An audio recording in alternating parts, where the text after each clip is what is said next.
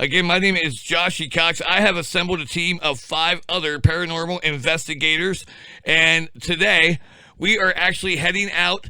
We're going to be going into northeastern Pennsylvania, and just the storied roads and the hollowed valleys of Pennsylvania in itself speak volumes. And we're going to go out and see if we can't explore and maybe just poke around and prod and you see what the phenomenon about paranormal really is. We're going to be checking out a former, I call it a state insane asylum. You can call it what you will. It's actually formerly known as that of the Laurelton State Village. And that is in Union County, Pennsylvania. And it began as a school and a hospital of sorts, or more or less a school and a home for feeble-minded women that were of childbearing age, which they considered to be between the means of 16 and 45 years old. And from there, it just continued on and expanded. The establishment actually began in 1913, and I believe it was by 1917 they actually had they had a full building up, an administration building, and they were all systems go. And then they stayed that way, it remained that way for quite some time until 1969, and I guess that's kind of when pandemonium took over in a sense, and that's when they began to integrate with men as well living there, and they had both sexes living in the same grounds. It's 262 sprawling acres of Pennsylvania mountain land. It's actually adjacent to state game lands number 317, and it's going to be a lot of ground to cover, but we've always had that interest. Now, one of my 5, we're going to have a couple other gentlemen and another lady join us here later on in the show. But for the meantime, I have one of my longtime closest friends in my life, Mr. Kyle Alexander. He's going to be joining us today. We're waiting on my other friend Travis, and then a friend Bobby, and 2 of his friends that are going to be joining us on this adventure. And Kyle, how are you feeling about this whole thing? Oh, I'm excited. You're excited? Yeah. Ready to get things going here today, and I'm pretty excited. I'm definitely excited. Now, tell me this. I know what my own personal excitement feels like. I know what my own personal expectations are. Do you have any expectations either way going into this, or what are you hoping? If not expectations, at least what are your hopes to get out of this experience? I'm hoping we have some good luck and not bad luck. Happened to find a little horseshoe in my garage, and I took that little horseshoe and I put it in my pack with me, so maybe that'll give us some good luck on the way. And I'm saying good luck meaning good luck and not bad luck. Good luck in the way of feeling any kind of paranormal presence, and maybe even catching any paranormal presence on our equipment. But just good luck's all I'm looking to see that we can have. Yeah, that's actually, it is a strange coincidence that you say that about finding a horseshoe. So I'm hoping that is almost like luck of the Irish, because I'm part Irish. I'm hoping that's not a bad omen saying, hey, you're going to need this. I'd rather have good luck than bad luck.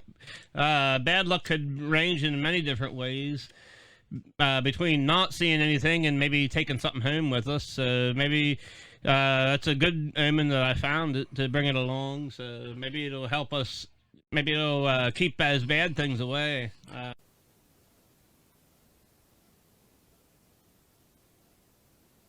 Ready to go ghost hunting, guys?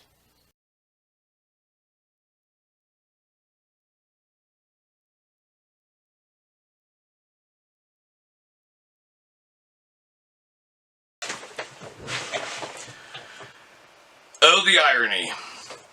You know, it's funny because a lot of things that got mentioned early on there in just those few brief sentences, 98% of it, I would say, I would feel very comfortable saying that probably close to 98% of that, or at least 95% of that, had actually come true throughout the course of the night and into the next morning. And Kyle did speak about, catching something on our equipment. Just so you know, please don't, if you're younger, if you're, especially if you're not a full adult age yet, do not try this at home. Do not try this with your friends, and please do not make light of it.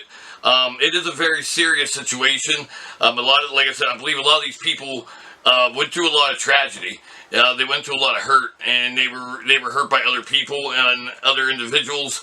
We're talking about, most likely, especially in the case of these types of homes, a lack of credibility, not having the right people trust them or believe in them. So obviously that would help incorporate and enable the crimes that are being committed against these people, which is what I ultimately feel as though leads them to kind of remain there in their afterlife or in their transition. But as we said about equipment, we are not professionals. We went into this, a lot of my own equipment is myself, my gut, my intuition, and if some people want to call it a gift, they can. Sometimes I think of it more as a burden, but I know what I feel, I know what I hear, I know what I see. And throughout the night, you'll see different clips of me. And you see the movie Bruce Almighty with Jim Carrey, and he heard all his prayers. At one point in the evening, Saturday night, that we were up here, I felt like that. I felt like I was Bruce Almighty. I had so many voices that I heard, not my own obviously, but from that facility running through my mind. It almost drove me to the point of insanity, really. And you'll see why, and you'll see what maybe led to that. We'll talk about that a little bit more. We might check back in with you. But again, before we get out into where we were at in the field in Laurelton, in terms of my own equipment, this is what I had. I had a headlamp that was infrared night vision, two different options there with lenses. Another light I had was, and these are actually great lights. They sell these at Juniata Lumber Supply in Mifflintown, Pennsylvania. They're interstate battery lights. Now I need some new batteries here, but you have three different options in terms of the night vision lenses. You have a red, you have a green, and you have a blue, and I use this a lot, and I actually bought for the other members of our group, and they used them, and it was actually one of the most prized possessions that we had there in terms of being useful. Of course, and this actually, believe it or not, came in handy before that 24-hour time span was over, was the Bible. And I will not do this without it because I really believe that that's the shield there. And then I had my infrared, it's a temperature gauge that will register temperature. Many times if there is a lot of activity and presence there, you will feel a drastic drop in temperature. So some of these are always handy. I believe I got this at I think a Harbor Freight store or something like that in the Lewistown, Pennsylvania area. So it's not a bad idea to pick one of these up. The other thing that we did not have, this actually belongs to my friend Travis, or Tank, as you'll see later in the show, is this is a spirit box. And this thing it's scary almost. We did not have this on our trip. He did not get this until about 2 days after we returned. I lost a cell phone and had to get a new cell phone. I'm not going to say lost. In my opinion, it was taken from me, unfortunately. But we'll talk more about that later on. Again, the spirit box, I will tell you more about that in the show as well. So please enjoy. Let's take you out to Laurelton, PA. And that was the Laurelton State Hospital. And we'll be back. You're watching Goin Ghostal, StatusQuoShow.com.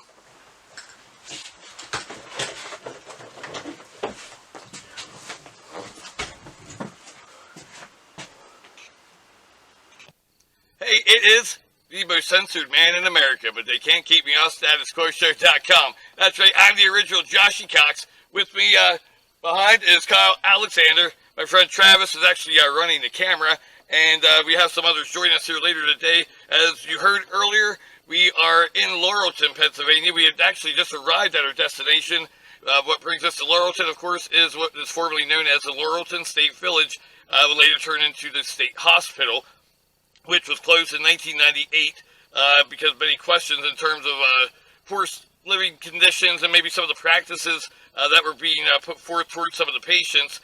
And many people that have posted videos and done their own paranormal investigative work like ourselves all seem to have the consensus that there's a bad past here. There's been some painful events that have taken place, and we're not here to provoke anybody, but I'm a journalist, and it drives me nuts if I have something and I'm not going out to investigate. We're doing just that today. This is Goin Ghostal, and this is the Masquerade Productions' very first video docuseries. So you get to be a part of the history right here. We are going to be heading down here in just a few minutes. Going to take our first little walk onto the grounds. We're in adjacent state game land right now, number 317. So we're going to take a break and walk down onto the grounds, and we're going to have a lot to bring your way. Don't forget to stay tuned. StatusQuoShow.com. Goin Ghostal. Ready to go ghost hunting, guys?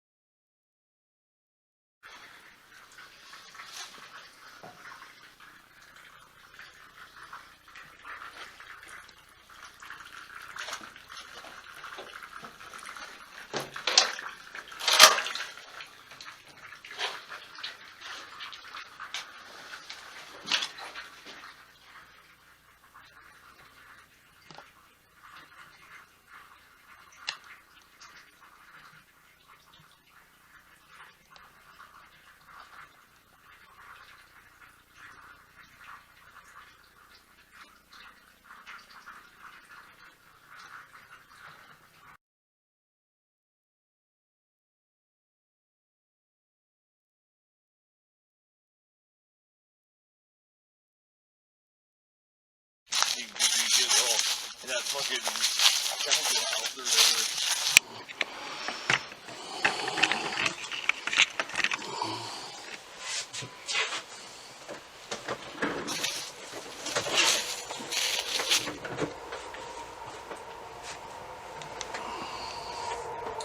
Hey everybody, if you can't tell, we just made it inside of the ground. We walked probably a little over a half mile and get back in here to grab a couple streams. And, actually, like, beautiful ground. But here we are, that's the school. And thus begins our journey. Goin Ghostal. Travis, Kyle, myself, we got others along the way. See you next time. StatusQuoShow.com.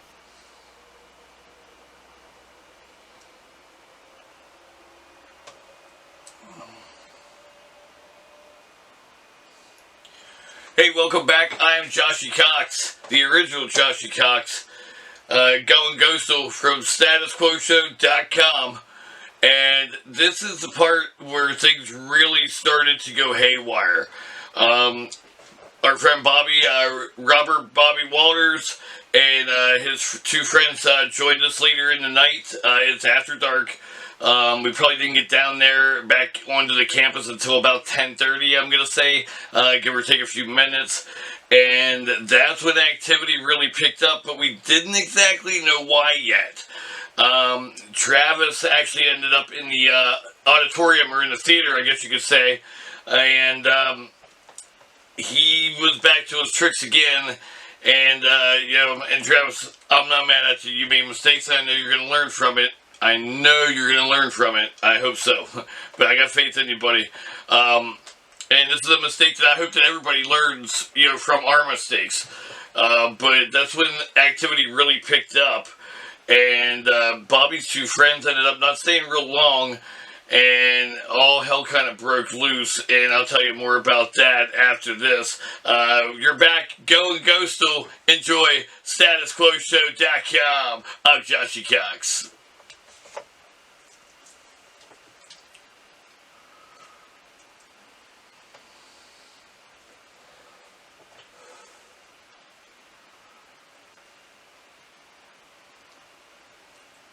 I could be very wrong. I'm just of the opinion. This is just kind of outside the box thinking, critical thinking, that they may have had performances at this big theater, this big auditorium, maybe programs for family and friends to come see, or they were using them as entertainment for the community and maybe pushing them a little too hard to try to bring in revenue and make money off of them. I don't know. I have to do my investigation first, so I'm not going to, even allude to one thing or another until I have some facts. And I do want to do some interviews. So again, if you know anybody that has any relation, any type of involvement with this facility, it's in Laurelton, PA, Union County. Please get a hold of me. You can send me a message on my website, StatusQuoShow.com, or you can send me a message at YouTube as well. That's Goin Ghostal, our YouTube channel. And you can also email me, Goin Ghostal, it's GOINGHOSTAL @gmail.com. Or you can email me at joshycox @statusquoshow.com. And I would love to hear from you. I will even maybe exchange a phone number with you once you contact me through email or send me a message. And I would like to talk, no matter what the story is, whether it's conflicting or not. I just would love to interview some people that have a little bit more knowledge or maybe some firsthand experience or relation with this old hospital. And I would be very grateful for that, and I think it would make our next broadcast and shows moving forward even better if we're able to interview some of the community members and some of the people more involved. So enjoy. It's Goin Ghostal, StatusQuoShow.com.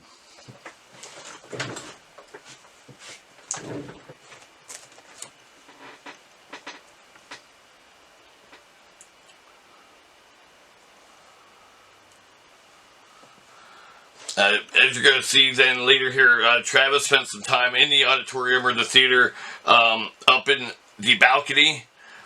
And, I mean, I got instant, just a certain nerve feeling when I was in there myself as well. He spent a little bit too much time and got a little too comfortable. And he began making some demands. And that's when things began to go awry. And unfortunately, I felt the brunt of that, and that's where things really took a bad turn for the evening. And again, I'll tell you more about that at the conclusion of the show. So just watch and enjoy. And again, I hope you learn from our mistakes and just take it easy, ease your way into these things, and do it with the right intentions. Don't do it to exploit. Don't do it to go agitate. And try to make something happen. And honestly, this is his first experience, and he watched a lot of shows. And the one key word, or a couple of key words that he continued to use over and over was he was seeking an intelligent response. And that's when I knew that was television. And I'm not going to take credibility away from those big TV contract shows. But you have to remember there's a certain producer, and there's certain advertisers, there's certain money to be made that's got to tell a certain story. And that's not always how things work. And sometimes when you want something to happen so bad, you want to experience something, you almost become forceful with it, and you begin to manipulate the situation. And when we're talking about paranormal and that phenomenon, it's not a very healthy situation. It's not conducive to remaining safe. And again, do not go out on your own by yourself, as he had done at times, and even I did myself. Stay together in a group. I think that you're honestly, go long enough that you can invest the hours as a group to canvass a whole area, or go back a second time. Do not isolate yourself. It's a horrible idea, and just be safe.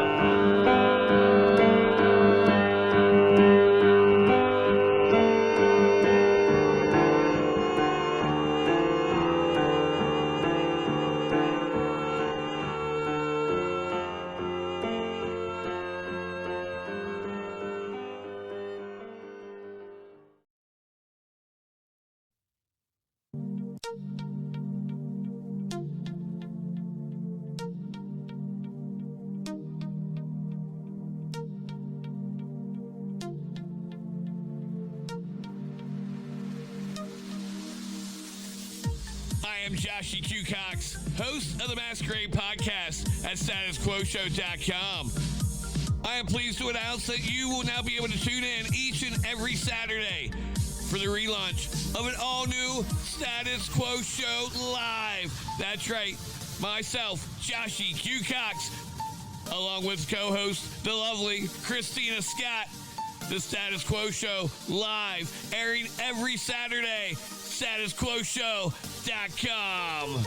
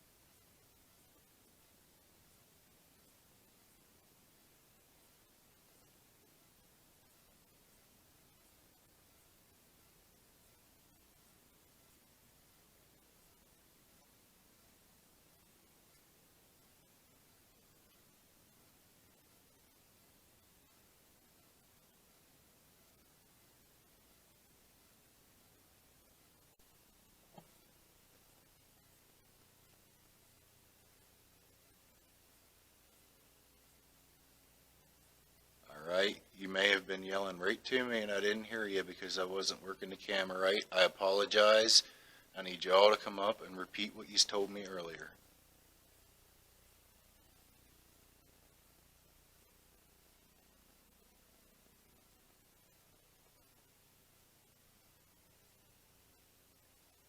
I heard you tap into the door over there, and I heard your footstep on the stage earlier.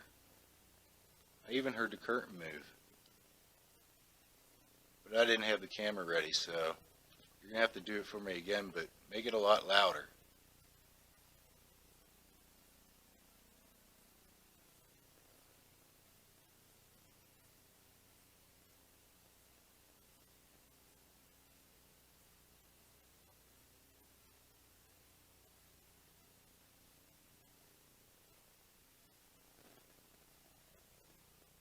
Louder, I can't hear you. What did you say your name was?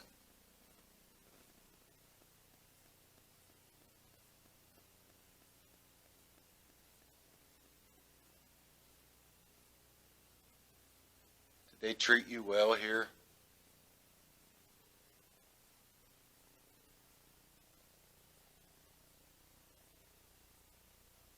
If you weren't, nobody knows that you were mistreated.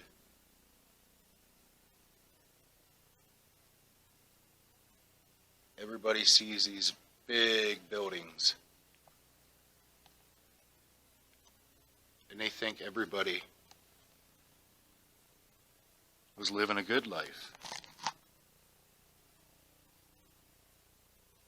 Even if you are not in this building at this time, I know you could hear me, because you have been in here. So tell me where to go to where I could find the darkness that they did to you.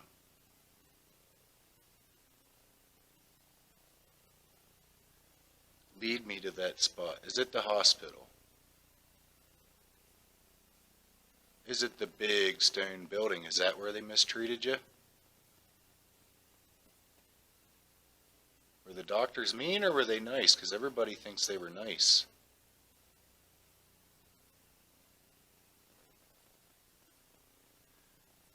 Like I said, you're going to have to come up to this red light at the end of the thing I'm holding on my hand and scream as loud as you can to let me know what your name is.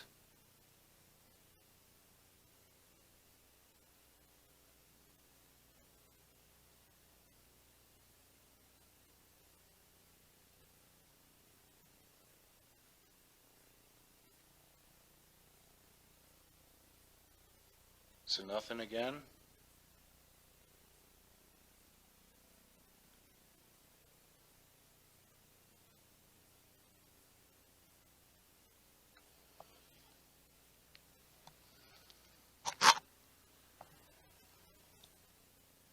That was a bat there.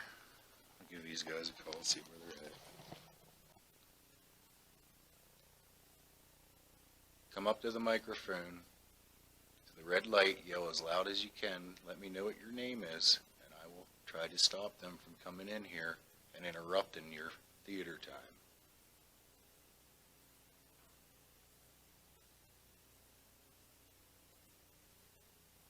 I hear you down at the stage, but that's too far away for me.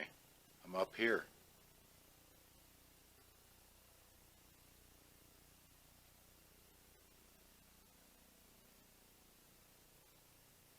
If you want me to leave, you're going to have to come up here and make a noise and let me know that there's something here that doesn't want me here.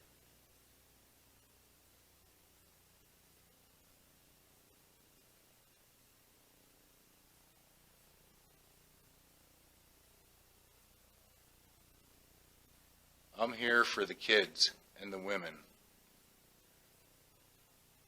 I've been told that many were mistreated here. So if there's any staff members here that have ever hurt any patients, come forward and let me know. Let me know what they did.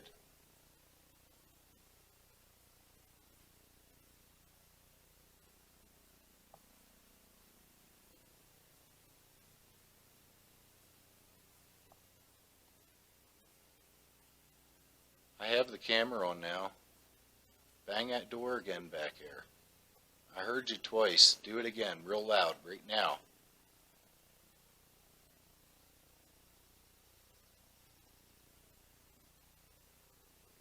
I'm waiting.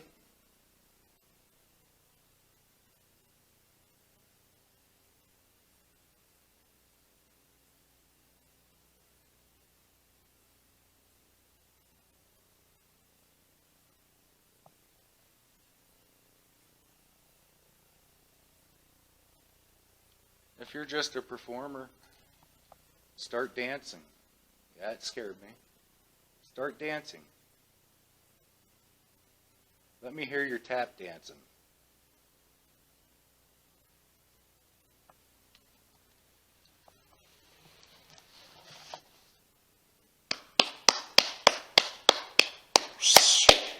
Woo!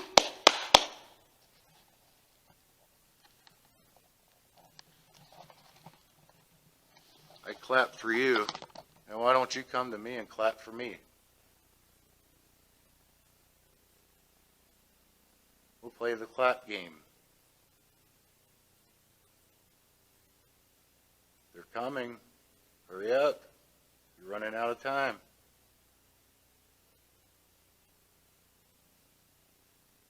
If you're not afraid of them, you better let them know that you're in here and you don't want them in here, or they will ruin your peace, if there is any peace in here.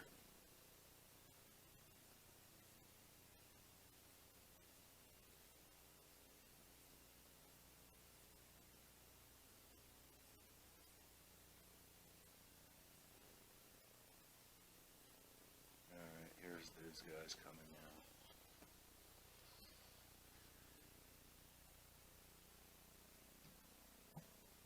Out on the recorder for now.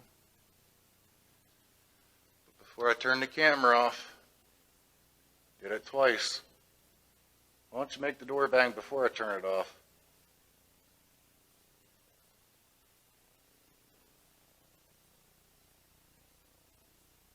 Hurry, because I'm not moving. You're not going to make a noise over there to make me go over there. I'm staying right here. So come over here, make a noise, and I'll move.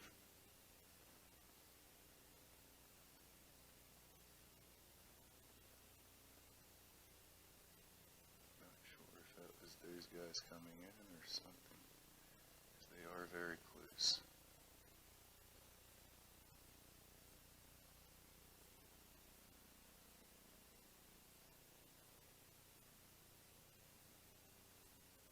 Alright, camera's going off. I guess that means I'm staying, whether you like it or not.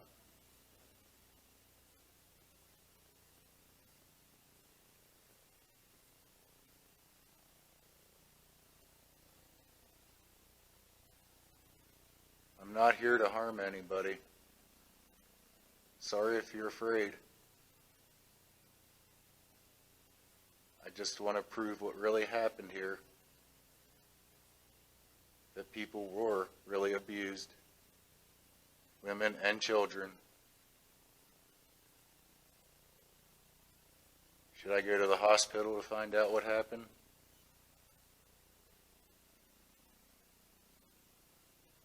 Okay, it's going off because here they come. So you're going to have to make it real loud. In 5, 4, 3, 2, 1, go.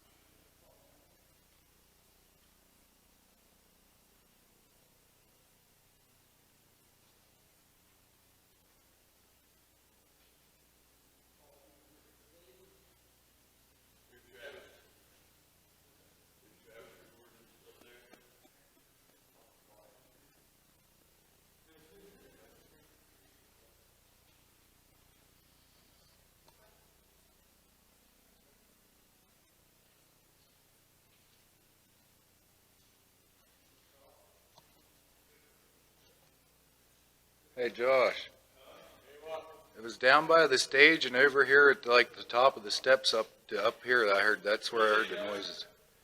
That's where I heard the noises. There was a bat flying around, so that might have been the whole curtain thing I heard, but I definitely heard some footsteps. I've been asking them to perform for me and stuff, so.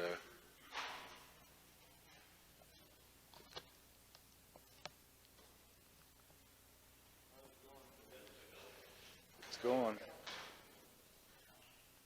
I told you they were coming. You better scare them if you don't want them to disturb you. You better do it quick.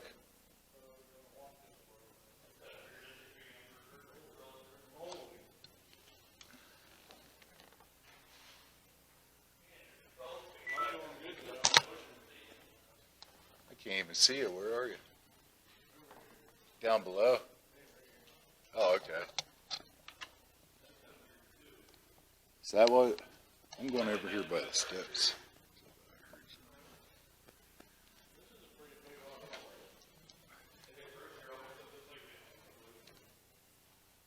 This is one of them places you gotta sit and be silent, you know? Maybe we should all pick a seat and just sit and be silent for a couple minutes. See what we could hear.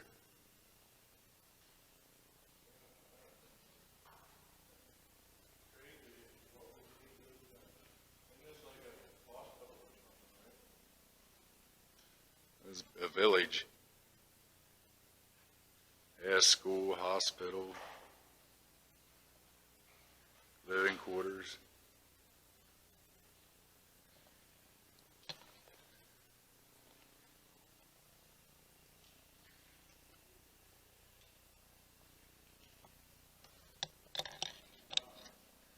I'm still green at this. I was recording, heard some sound. I forgot to turn the microphone on. And then twice when I as soon as I quit recording on the video cam, I heard noise over here. Twice. I've been talking to some, so hopefully something came up. I caught it.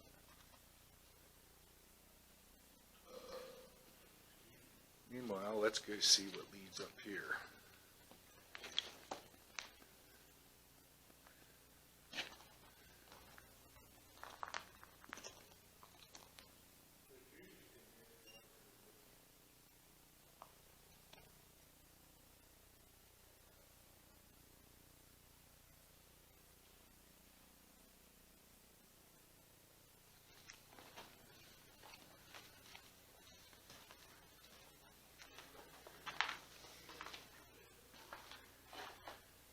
How about up here?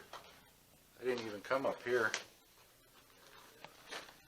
Are you up here making noises? I didn't know you were up here.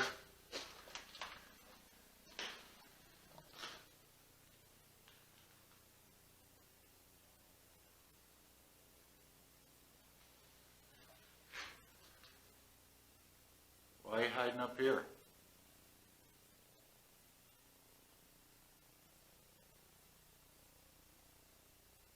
Come to this red light that I'm holding. Tell me your name. You have to yell it.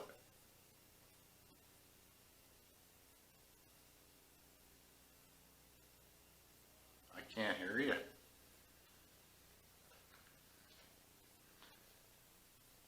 Are you the one that played the movies? Did you sit back here with the spotlight and shine it on the star?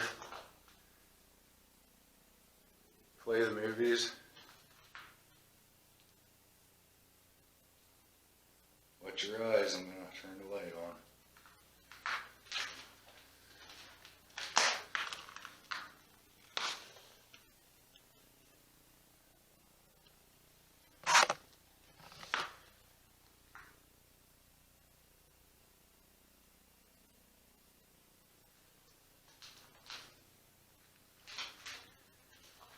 If you are trying to talk to me and let me know your name and I just can't hear you, go to the guy down by the stage, Josh. He told me he could hear you guys very easily, so you don't have to scream as loud and he'll hear you. Just let him know that you're here. Let him know you're happy or if you're upset, if you were treated good or mistreated, and where we should go to find the proof to let everybody know that you were mistreated and not treated like a real person.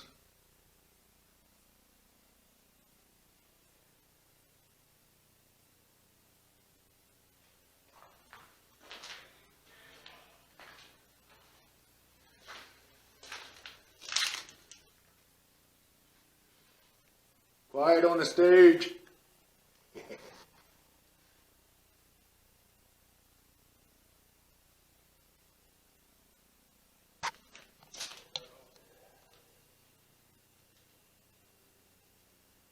He's up on the stage here.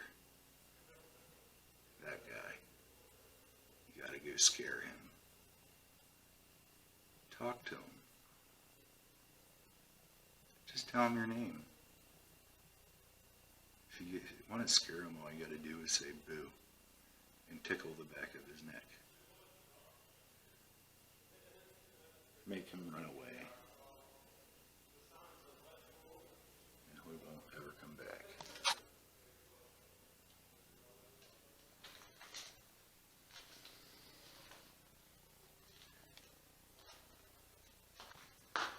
I think you were at the door, stairs, and down there, and you were up here making the noise? Huh?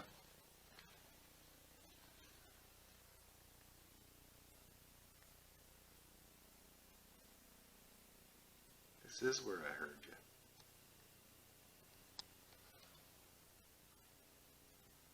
Are you up there?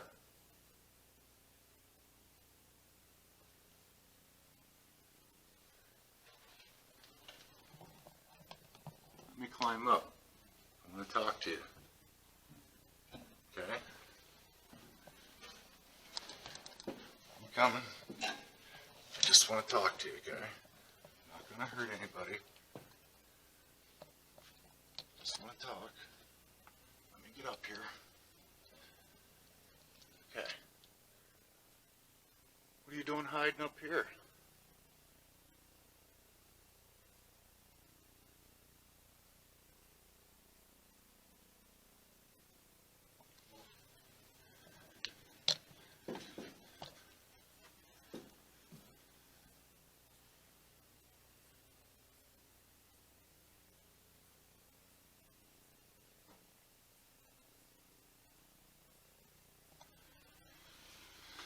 I heard you.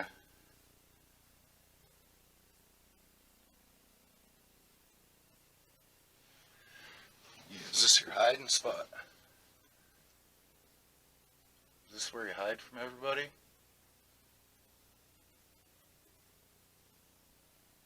Tell me your name.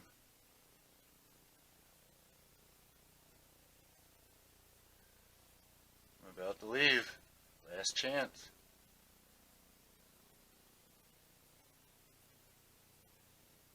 Okay, goodbye.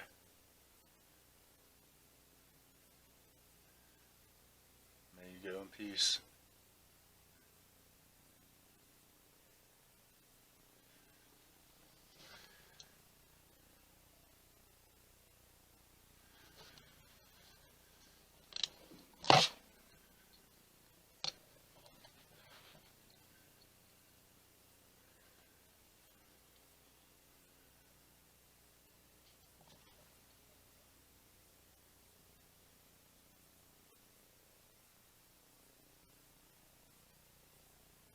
Keep making these little noises. You gotta make something loud closer to me. So I know it's not just that bat flying around. I don't know why you've been hiding from me. Was this your hiding spot?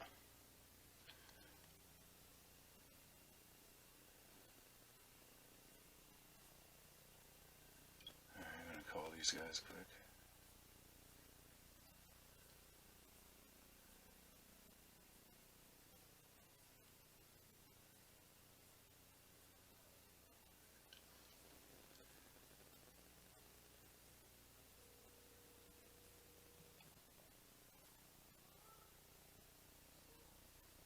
Suckers out there making noises. Can't take it seriously.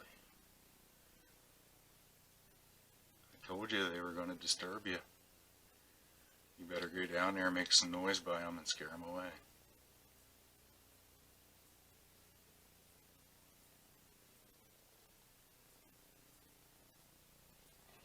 I'm going to hold this in here. Tell me what your name is.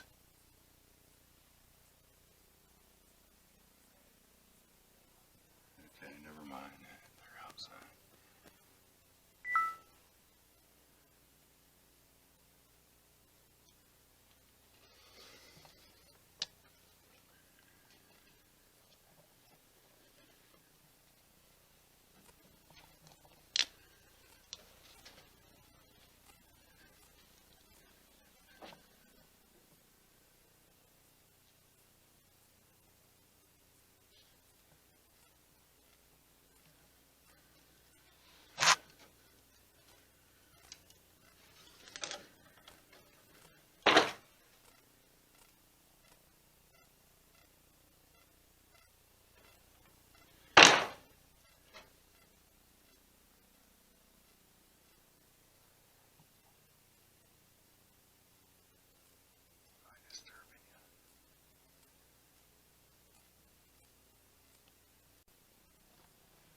We're now in the basement of the theater. Did not know there was a basement down here.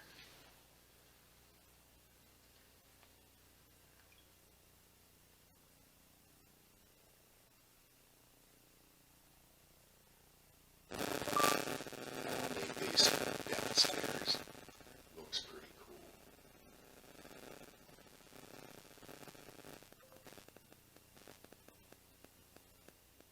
Alright, just send a message to Josh. Turn this light off. I know, we all really want to get up to the hospital. I can't just walk by the... Is there anybody down here?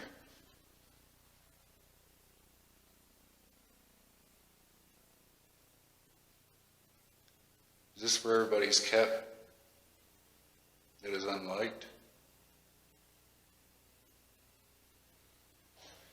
Did they mistreat you down here?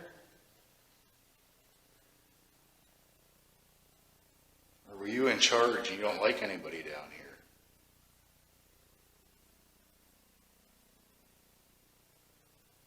Make something move for me. Show me that you're down here and you don't want me here.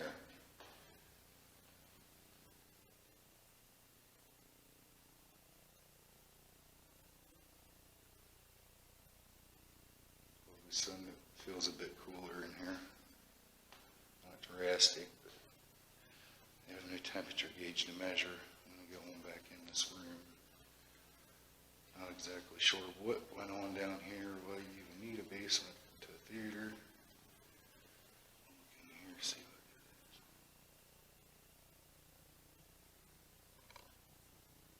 it is. Peekaboo.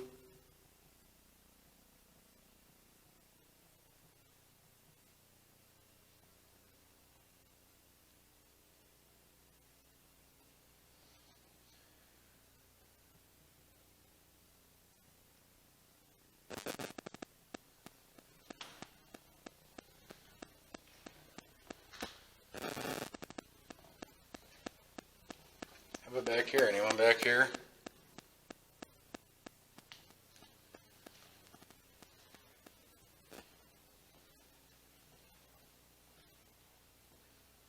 There's a bat.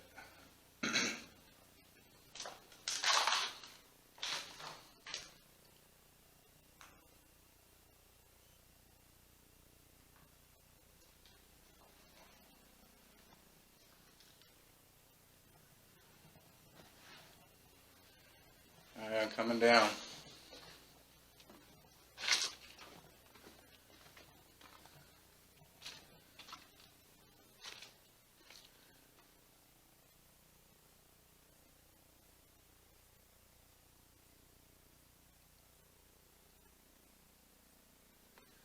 It is terrible down here. I cannot believe they let you down, your building get this bad.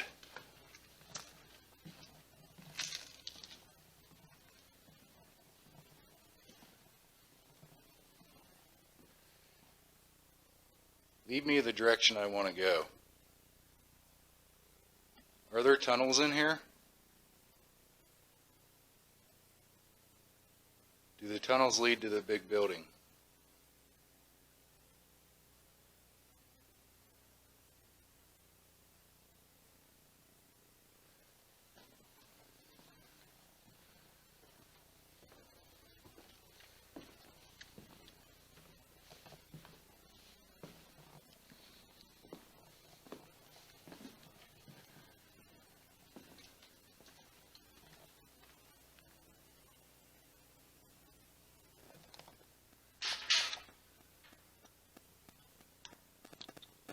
See, basketball court down there. All toward the shit.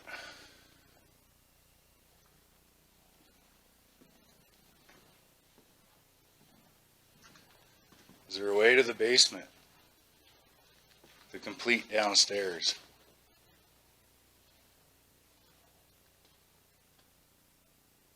Are they hiding tunnels?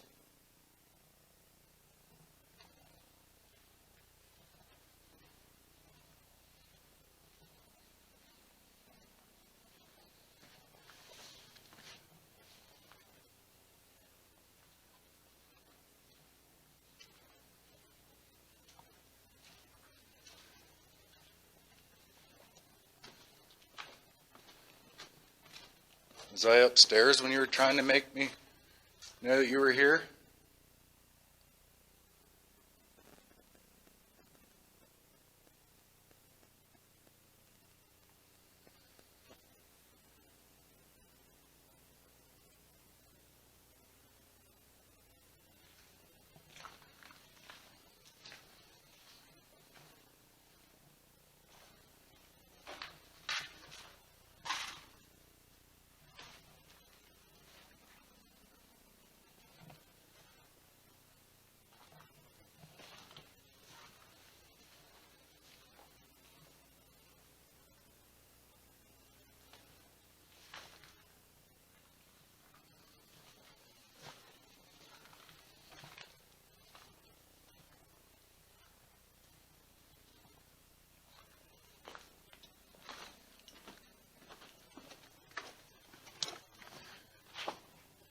Were you down here playing basketball when I heard you upstairs?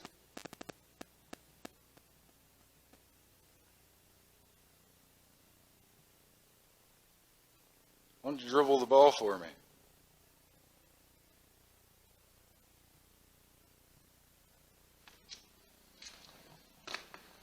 You want to make me go get it? Here, how about this ball?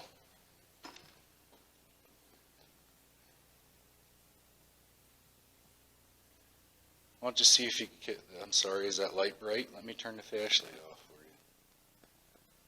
There you go. Go ahead, kick the ball. Kick it.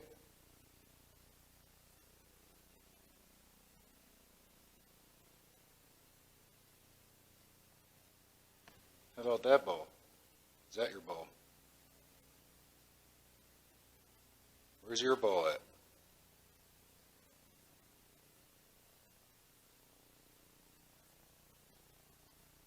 We'll just use this ball. Kick it back to me.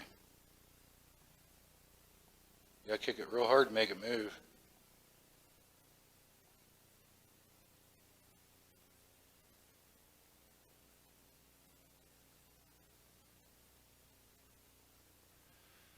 Alright, well apparently you don't want to play ball. I'm going to turn this light back on. Watch your eyes. Lead me to the secrets of this building. Where are they at? Let me show everybody.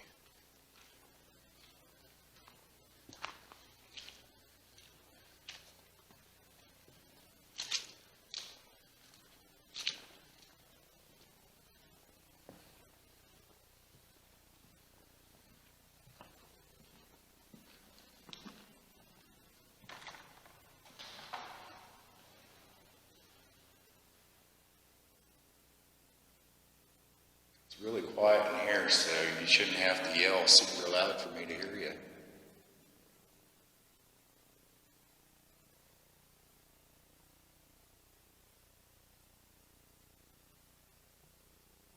tell me your name?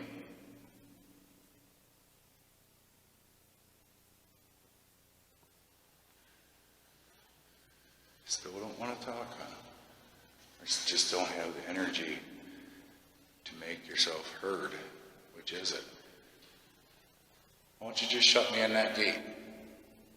Shut that door on me.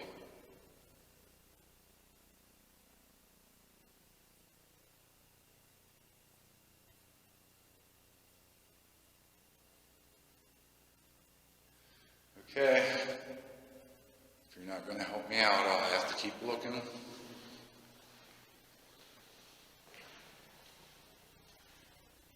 All I wanted to know is where the tunnels were.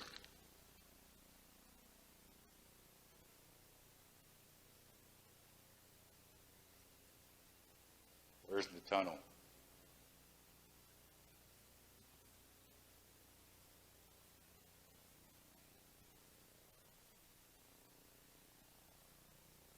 Speak right into the end of this, where this red light is. The light at the end of the camera.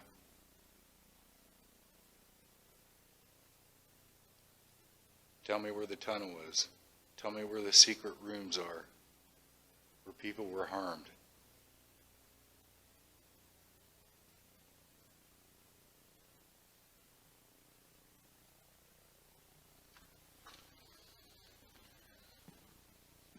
I'm going to head up out of here. Middle of the basketball court is practically underground.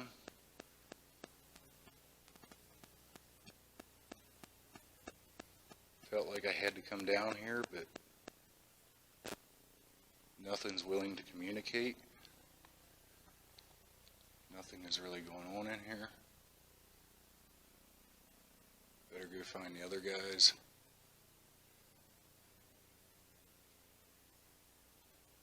One last time here to make a loud noise. I'm turning the camera off and walking out, so let's hear it.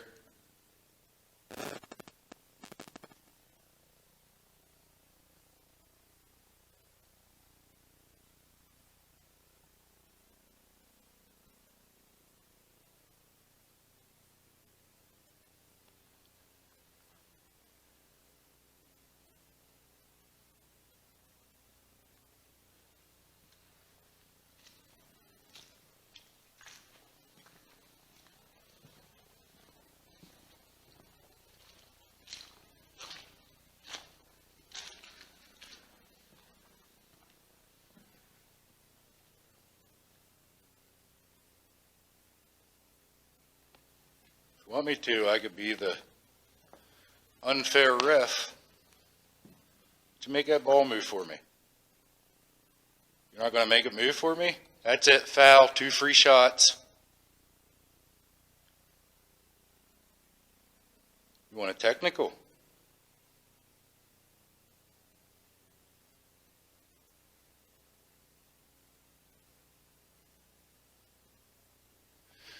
All right, I got to get out of here. I think I'm trying too hard. No activity in here.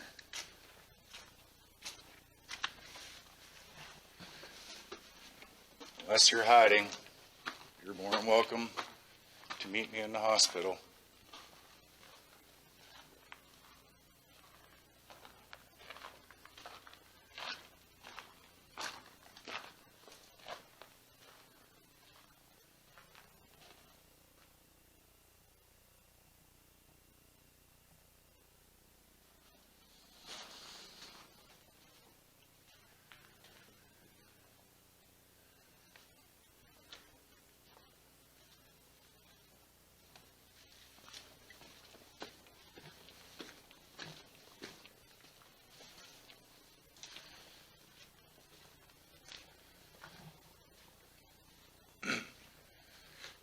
All right, this is it. I can't see you anymore, but I can still hear you. Why don't you kick that ball for me? Let me hear it roll.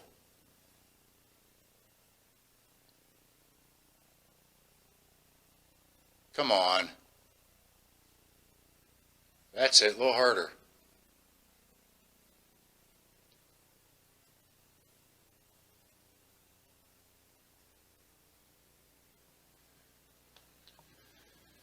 few little sounds here and there, but thinking it's just the building.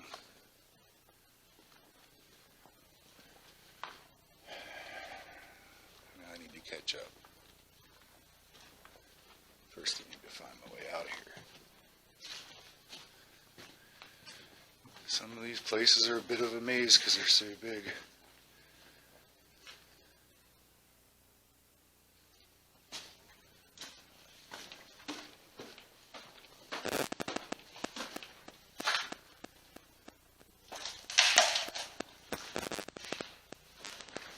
Yeah.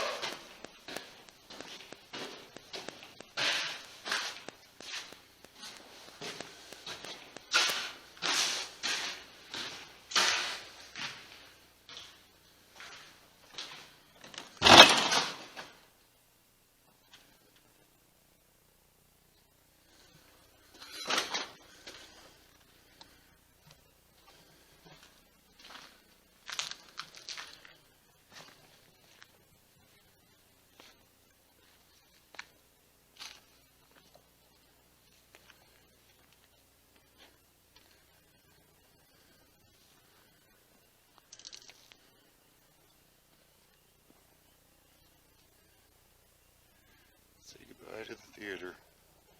It's not going to happen tonight.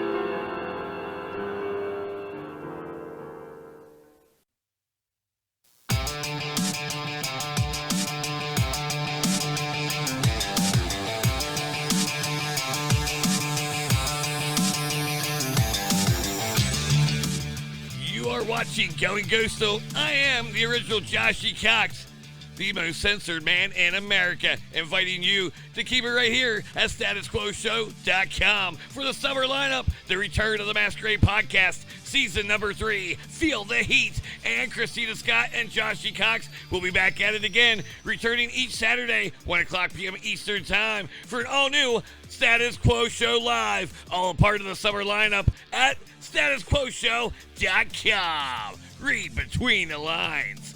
Now back to more of Goin Ghostal.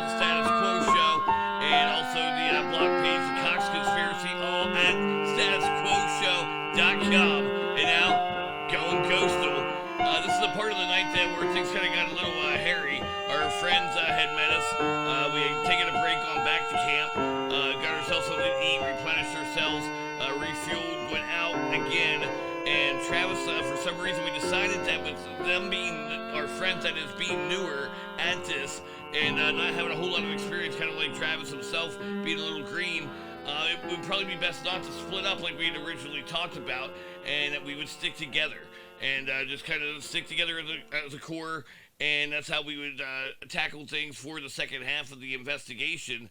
And instead, as we said, Travis went out on his own, and he found himself in the auditorium, and he stayed there for way too long. Now, to his credit, he tried to lure me in there, away from everybody else, but now I know why, because he was actually in there, making demands. He became entirely too straightforward, and he built a pathway, a connection that was not welcoming, or wasn't welcomed by, those who remain there anyway. And so I'm really glad I didn't go in when he wanted me to, because here the whole time he was using my name and almost making threats to them about my presence and what I was going to do when I got there. If they didn't do as he wanted, things were going to happen, and it was going to happen with me being a disciplinarian in a way, and that's definitely something that we had to discuss afterwards. And little did we know, even at this point, how crazy things would get. As you can see, you see me looking just everywhere.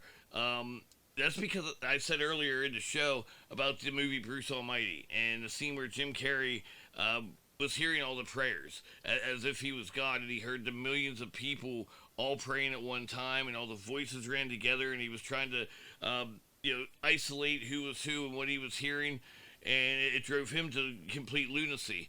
And honestly, that's about how I was feeling at that point in the night, because I began hearing so many voices. I heard dominantly, I heard children's voices, and I heard a woman's voice, or several women's voices, and then maybe, it seemed like maybe 2 or 3 men. And at that point, our friends had actually gone back and left the premises, and we had said goodnight to them.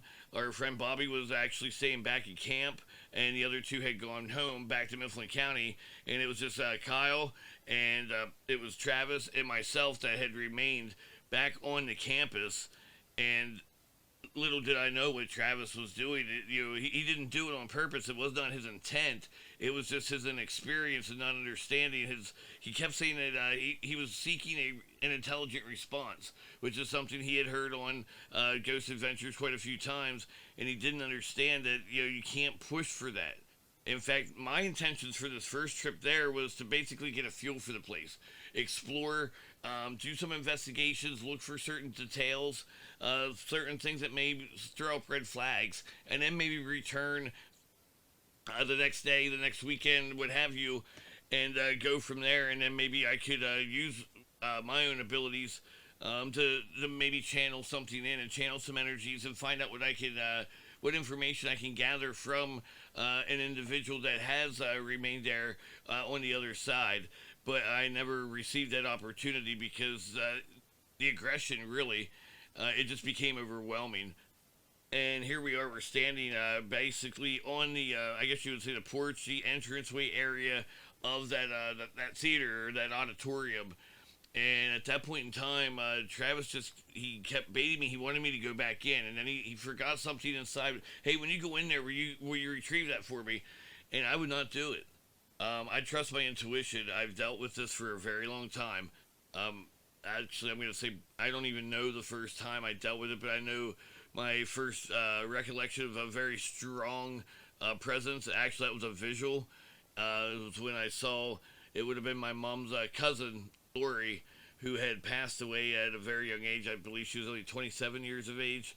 I was just a young boy and very close to her, as my sister was as well. She did not have children, so she thought of us as her own and treated us accordingly. And I saw her in the basement of our house. And I really do truly feel like ever since that moment, she has been somewhat of a guardian angel and has been looking out for me. I actually was given a softball mitt that she had used during her high school years. And her father, my great uncle Clark, had given that to me to use in Little League, and I did that year. And I was throwing baseball on a rainy day off the concrete wall in her basement, and then obviously fielding the ball as it bounces back.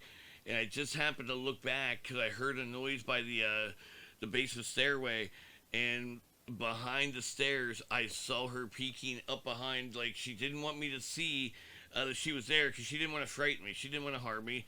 And not all spirits are, or whatever you want to call them, energies. They're not all, evil. They don't all have that type of intent.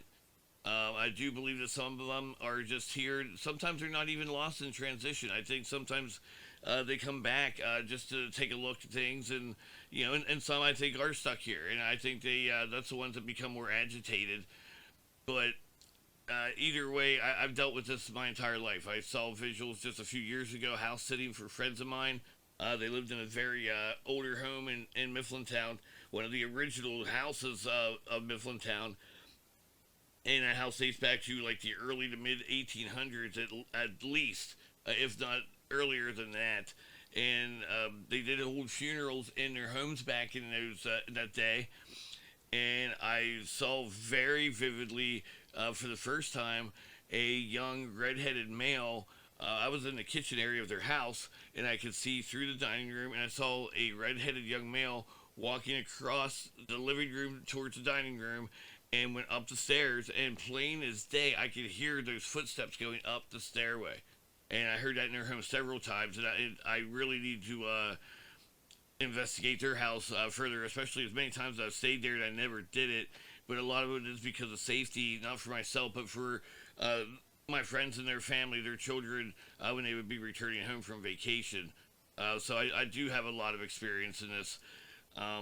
I put things away for a while, and then I pick them back up, and for some reason, I don't know, something has drawn me back to it, and to take a further approach than I ever had before, and so that's what I'm doing now. Now, the scene that you're seeing is pretty much packing up, and at this point in time, we are getting ready to head out, because when we left that theater area, that's when the energies were at the highest. I just wanted to be done. I wanted to throw in the towel, and I just wanted to go back to camp. I wanted to let tensions ease a little bit, refocus, and maybe things would calm down, cooler's head would prevail, and we would go back in a few hours or in morning and finish our investigation, because there's still buildings that we did not adventure into, and that we were never given that opportunity because it was just too intense. We walked down to the administrative building, and that was one building that was completely secured and locked, so we weren't going to be able to gain entrance anyway, because we do not do that. I respect properties. I respect what's there, the property inside of the buildings. And the odd thing was, the power was cut off to each and every building in that entire campus. and so is the water supply. But yet, when we went down to that administrative building, suddenly the exit light, that you have overhead and hallways and whatnot, that came on. It illuminated right before our eyes, and I know what I saw. Travis pushed forward. He was going to go check it out further and see what he could view from the outside, knowing that it was locked and we weren't going to be able to gain our entrance. And I saw a male walking towards the entrance door through a window, and I said, "We gotta go." And he kind of, "Why? What's going on?" And I said, "Travis, just don't question me, please. Trust me, we have to go now." And as you'll see here in the video, we're picking up our tempo rather quickly. I was getting ready to get the hell out of Dodge. At that point in time, yeah, I was over it.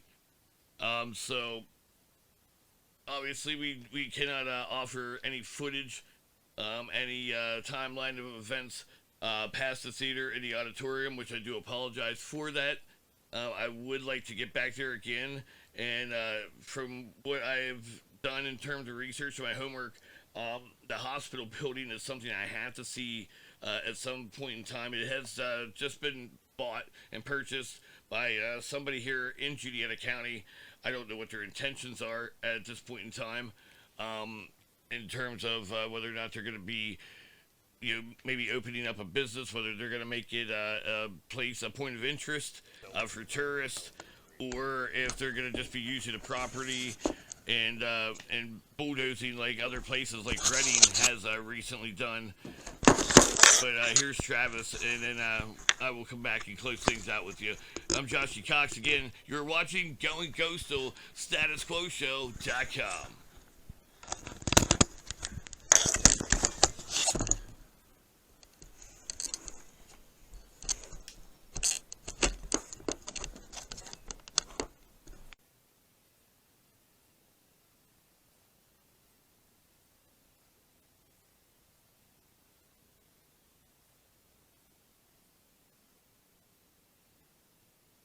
Looking back at it, it's actually funny to see myself.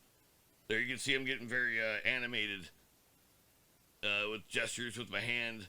My book bag's not even completely zippered up at that point in time. I know what I felt, and there's no denying that. Anybody that shares, and I don't know what you want to call it, but when you have that telepath, if you will, you know what you're feeling, and it's funny to see myself moving that briskly because of the arthritis that has accumulated in my body over the last 39 years. I was born with the condition anyway, make a long story short, but I was so worn out. My hips were on fire, my knees, my legs, my back was hurting from carrying a pack all day with all that gear.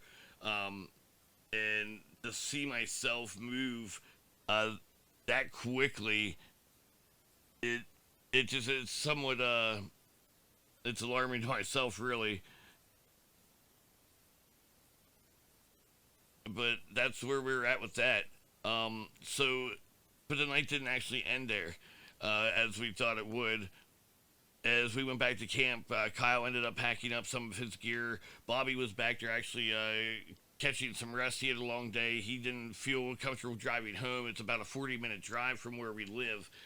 So he had slept in his car. He was sleeping when we got back, and I was kind of alerted by that. So I grabbed my spotlight when we got back, and I flashed it in to make sure he was okay, because I assumed he was leaving with his friends, and it turned out he was sleeping. He woke up, and we all got to talk for a little while. And next thing I know, Kyle said he was calling it a night. He was packing it in, and we stayed a little while longer, and until almost pretty much daylight was approaching.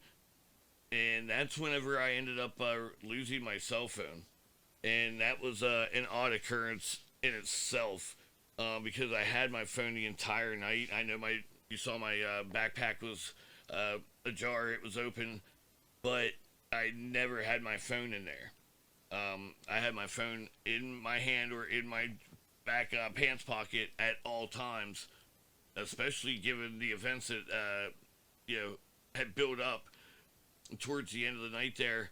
And in fact, I even remember showing Bobby a YouTube video or something that I was looking up and wanted him to see on YouTube just before we were ready to pack up and head home, and it was in my hand the entire time. Right before we left, again, we were at a state game land, and we are very conscientious of what we leave behind and not leaving behind, and we try to be respectful of everybody and the land, because that's the way we all should be. We don't see enough of that in today's world. So since we were the last to leave, Bobby had just pulled his car out, and it was just at the break of daylight. Travis said, "Why don't we, you don't mind, real quick, just get back out of the car, and we'll take just one, little walk around the car, and just make sure we don't have any trash or anything laying, on the ground. That way, we were respectful, and we don't give anybody a reason to give us a hard time." And of course, I obliged. I was grateful to oblige. And I remember saying to him, "Hold on, let me put everything down here." I had my hands full putting him in the car, getting myself in the car. And I said, "Hold on." I said, "All I really have," it was not quite daylight yet, and I said, "All I have is my phone for a flashlight." I just packed away the other lights that I had, and I used it to go around and saw no trash.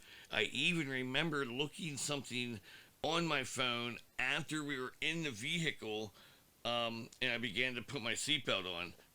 And at that point in time, I remember thinking, well, I still had a sweatshirt on. I was trying to get comfortable for the ride home.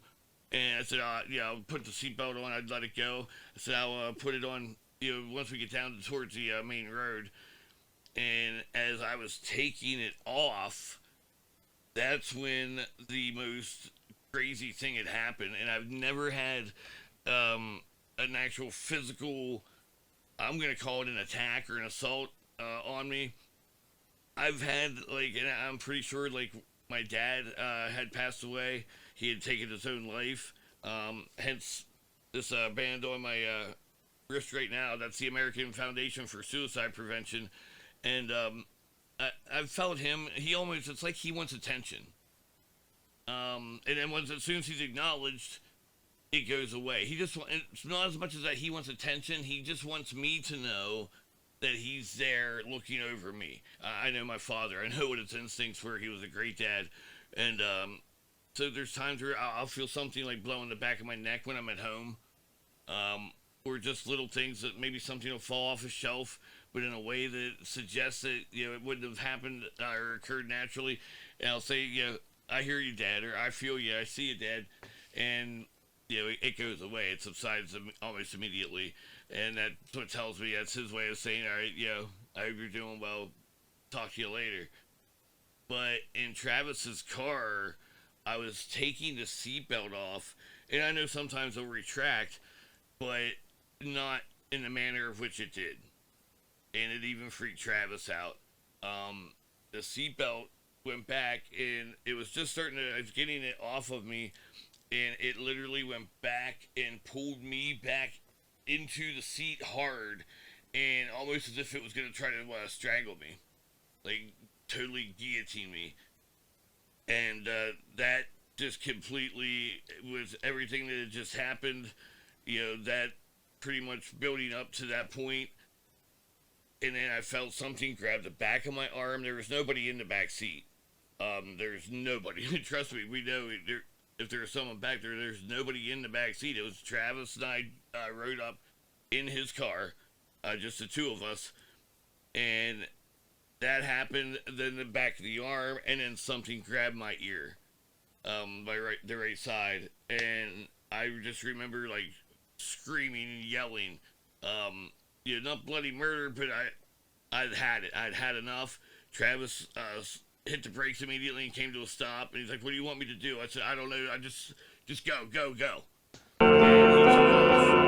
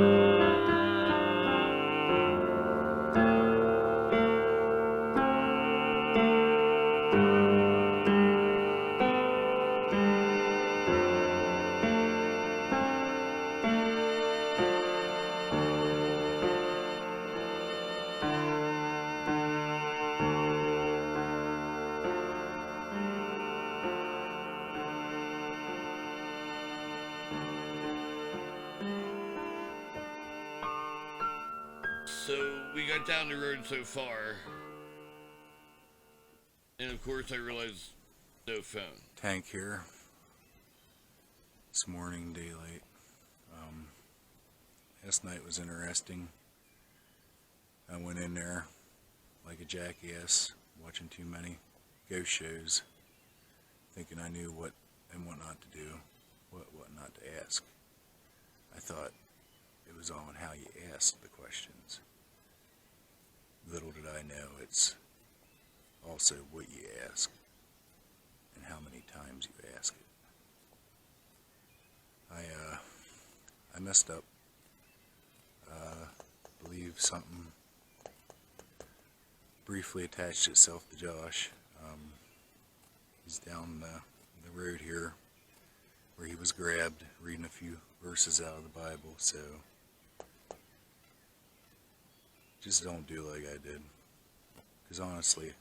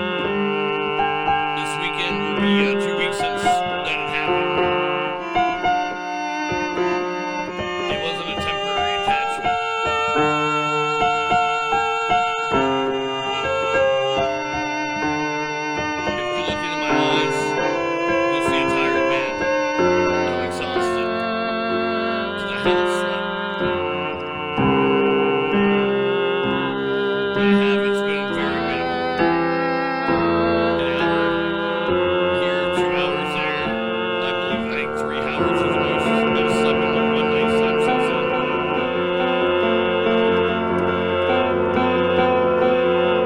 I have to go back and hope that I take back whatever's with me.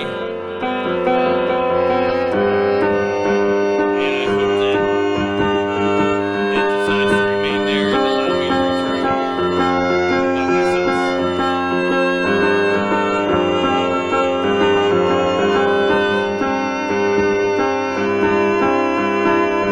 What I really want to know is, I'm not upset with Tash itself. I'm not upset with Travis. He made a rookie mistake. I really am.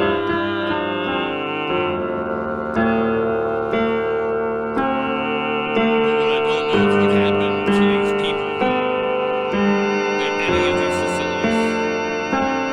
When the state suddenly has defunded and shut them down, this one was shut down by the state. And why many of them are being bulldozed and destroyed immediately as if, almost as if to tamper or cover up evidence.